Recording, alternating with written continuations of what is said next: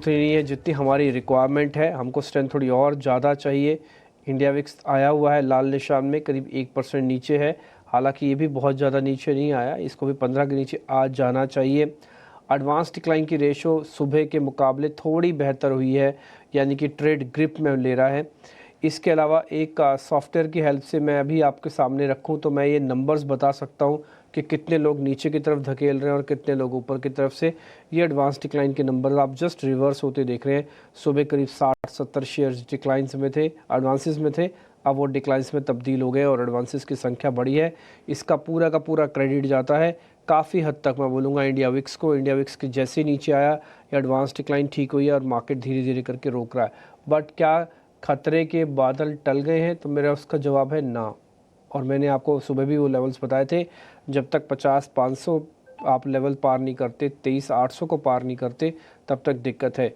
लेकिन सर 23,800 तो बहुत दूर है, 50-500 भी बहुत दूर है, फिर क्या समझें इसको? तो फिर आपको ये समझना है कि 23,700 तक सिर्फ और सिर्फ शॉर्ट कवरिंग चाहिए आपको। और शॉर्ट कवरिंग में दो चीज़ों का फ़ायदा होगा, एक तो मार्केट का कन्विक्शन बढ़ेगा, दूसरा जो ओपन इंटरेस्ट भरा हुआ है, खचाखच शेयर भरे हुए हैं, मंदी की इसकी प्रोबेबिलिटी थोड़ी ज़्यादा है उसके अंदर, वो लोग बाहर निकल आएंगे, तो आप असेट लाइट मॉडल पे आ जाओगे, फिर दौड़ लगा पाओगे। इसलिए भगवान से सिर्फ यही प्रार्थना करो, अगर करने दीजिए, आप ओपन इंटरेस्ट में से ओपन इंटरेस्ट कम कर दो, ठीक है ना। चेंज इन वाई रोज माइनस का लेके आओ और अच्छा लेके आओ। आई रिपीट माई सेल्फ, मैं फिर से बताता हूँ, ये बहुत इंपॉर्टेंट बात मैं आपको बता रहा हूँ डेरिवेटिव्स की। रोज ओपन इंटरेस्ट आप माइनस लेके आओ, जैसे भी ये माइनस आप देख रहे हैं, है ना। ये ज़्यादा इन नंबर आए और रोज आए, कम से कम 3 दिन तक आए माइनस में, और कम से कम परसेंटेज होनी चाहिए 3-3%, एथिकली 3-3%। तो आप देखोगे आपके दो बड़े फ़ायदे होंगे, एक तो ओपन इंटरेस्ट थोड़ा कम हो जाएगा, लाइट हो जाओगे, और दूसरा इसका बेनिफिट आपको मिलेगा। आज भी बैंक निफ्टी के अंदर लॉन्ग हो रहा है, इट्स अ गुड साइन, ये भी ठीक है। बट शॉर्ट कवरिंग हो जाएगी ना, तो आपका ओपन इंटरेस्ट शेडिंग हो जाएगा, जो मेरी इस समय बेसिक रिक्वायरमेंट है, क्योंकि बहुत भारी है निफ्टी और बैंक निफ्टी का ओपन इंटरेस्ट, ये आपको चलना ही नहीं रहेगा, चाहे भले कितनी अच्छी न्यूज़ क्यों ना ले आओ। ठीक है, फिर भी उम्मीद करता हूँ कि सब कुछ ठीक रहेगा, सब कुछ चंगा सी रहेगा। अभी बहुत नाजुक दौर से हम गुजर रहे हैं आज तो कम से कम, और आज का सेशन बहुत इंपॉर्टेंट है, आज काफ़ी हद तक कन्विक्शन तय होगा। का जो मार्केट का हर निशान था, वो लग रहा था कि सब वो एक होता है ना कि आपने बहुत पिटाई कर दी, बहुत पिटाई कर दी, और सामने वाला बंदा बहुत रोने लगा, तो आपको भी थोड़ी दया आ जाती है, तो आप क्या करते हैं कि थोड़ा छोड़ देते हैं उसको, चलो अब नहीं मारते उसको। कल कुछ वैसी वाली फीलिंग आ रही थी कि आपने इतनी पिटाई की मार्केट की, चलो अब छोड़ देते टाइप हो गया।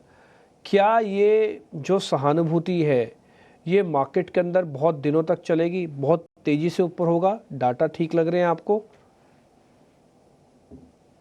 Good afternoon. तो डेफिनेटली आपने जैसे बात की कि अगर स्मॉल कैप इंडेक्स की बात करें तो दिसंबर में उसने ऑल टाइम हाई बनाया था, और दिसंबर ऑल टाइम हाई से करीबन 15% जितना फॉल स्मॉल कैप इंडेक्स में आ चुका था। कल से पहले की बात कर रहा हूँ, तो कल एक थोड़ा बहुत रिकवरी, एक रिस्पाइट फॉर द बुल्स हुआ था कि जहां पे एक ओवरसोल्ड टेरिटरी आने के बाद कुछ स्टॉक्स में अच्छा उछाल आया। आज की सेशन में भी एक फॉलो बाइंग है स्मॉल कैप में। आज का परफॉर्मेंस भी स्मॉल कैप का लार्ज कैप की कंपेरिजन में काफी अच्छा जा रहा है। तो डेफिनेटली एक ओवरसोल्ड कंडीशन के बाद थोड़ा रिलीफ रैली अभी मार्केट में चल रही है। लेकिन निफ्टी की बात करते हैं तो निफ्टी में अभी तक ऐसे कोई संकेत नहीं दिख रहे हैं, क्योंकि जो नियरेस्ट मूविंग एवरेज होती है वो 5 डेज एक्सपोनेंशियल मूविंग हम एवरेज जो हम ट्रैक करते हैं, वो 23,310 के ऊपर अभी ट्रेड कर रही है, और अभी का लेवल है 23,243। तो अभी भी 5 डेज ईएमए भी निफ्टी ने क्रॉस नहीं किया है। सो अभी ऐसा कोई भी कंफर्मेशन हमको नहीं मिला है। और हम इंट्राडे डेटा की भी बात कर रहे हैं तो 23,300 पे अच्छी खासी ओपन इंटरेस्ट बनी हुई है। जब तक ये 23,300 का लेवल क्रॉस नहीं होता तो डेरिवेटिव्स भी संकेत हमको पॉजिटिव साइड के नहीं मिलेंगे। तो ये 5 दिन की एक्सपोनेंशियल मूविंग एवरेज टेक्निकली और 23,300 पे जिस तरह का ओपन इंटरेस्ट बिल्डअप हो रहा है, तो एक स्ट्रॉन्ग रेजिस्टेंस के तौर पे ये काम कर सकता है। इसके चलते मुझे लग रहा है कि निफ्टी में कोई एग्रेसिव अभी राय मैं देना नहीं चाहूंगा। 23,310 23,300 के जो लेवल्स हैं उसके ऊपर निफ्टी टिकता है तो 23,500 पर 500 से 23,550 की जगह बनती है। तब तक हम एक्सपेक्ट कर सकते हैं कि आज का सेशन थोड़ा रेंज बाउंड टूवर्ड रहे, और थोड़ा बहुत प्रॉफिट बुकिंग भी सेकेंड हाफ में आ सकती है। तो ज्यादा कोई मूवमेंट मैं इंडेक्स में एक्सपेक्ट नहीं कर रहा हूँ। 23,300 टूटेगा तो हम बाय कॉल लेंगे, अदरवाइज वेट एंड वॉच। ठीक है, डन, पॉइंट टेकन है सर आपका। ये 23,300 आपको पता है बीच में पैनिक लो बना था मार्केट में, वो लेवल्स तोड़ा। आज सुबह हमने सर, आपने एग्जैक्टली यही बात बोली।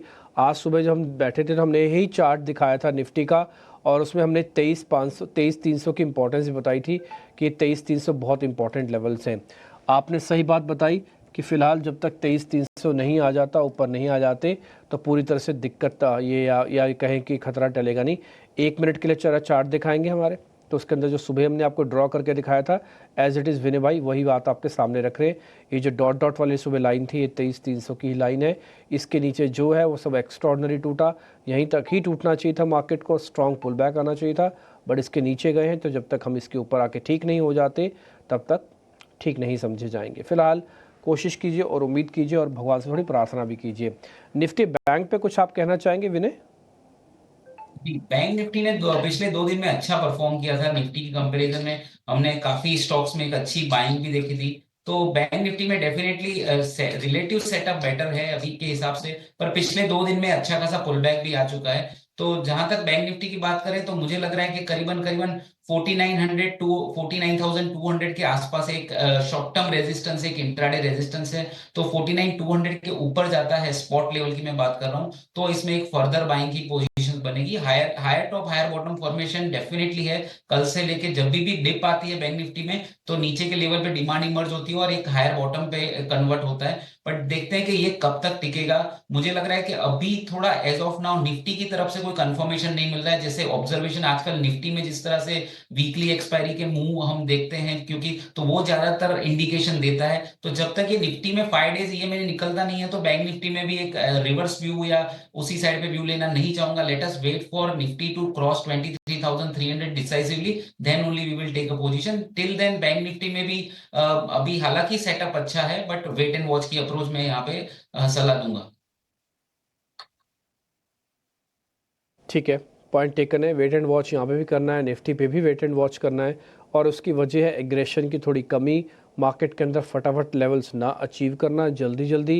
ये सब साफ समझ में आ रहा है, बाज़ार को देख के कोई भी आदमी देख के बता सकता है। और जितना पिटे हैं उसका कम से कम 30% चाहिए अपने आप को रोकने के लिए भी। तो जितना टूटे हैं उसका 30% जब आप कैलकुलेट कर लें, तब भी आप इसकी एक एक पकड़ बना सकते हैं। आपके ट्रेडिंग कॉल्स का वक्त है।